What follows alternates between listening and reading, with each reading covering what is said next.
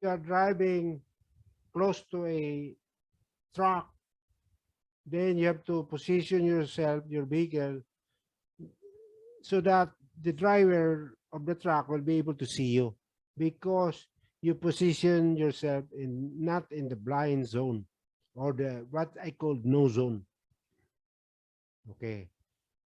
For example, in this example, or in this illustration, uh, when a tractor trailer is turning to the right, you know, the tractor trailer driver will not be able to see you when you're on the right side of the truck, because that would be a blind spot. Okay. So that would be right hand turns and blind spot for the vehicle.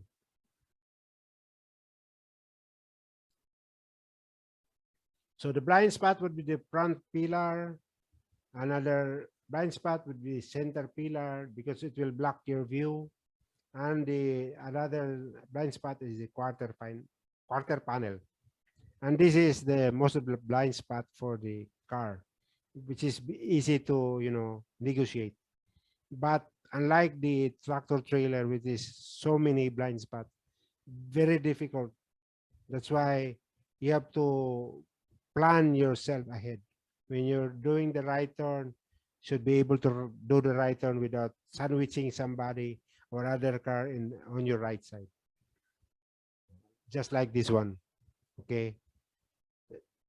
This is the only side that you can see in your side view mirror, and everything else is blind spot, like the one that is uh, colored green. That would be blind spot, and the driver will not be able to see that. And the rear view mirror also, is, except the quarter panel, you'll be see the rear view mirror, using the rear view mirror and the two side mirror. Okay. Okay. So this vehicle, this car are now situated in a on a blind spot, and the driver will not be able to see. That's why you have to turn your head when you're, let's say for example, you're going to the right, and there's already a car in the right on the right of you, which you have not noticed yet. That's why you have to turn your head, slightly turn your head, and you'll be able to see the car, and then maybe let the car pass before you turn to the right. Okay. That would be a good practice in that situation. Light condition, night driving. When passing an oncoming car at night, avoid looking directly into its headlights. Slow down and keep your eyes on the right hand edge of the road to guide you and to minimize the time it takes for your eyes to recover their full night vision capabilities. So that's why this is the rule in terms of the seeing and being seen.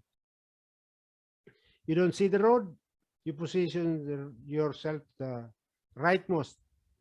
If it is possible, then you go to the shoulder portion of the road, so that, because you don't see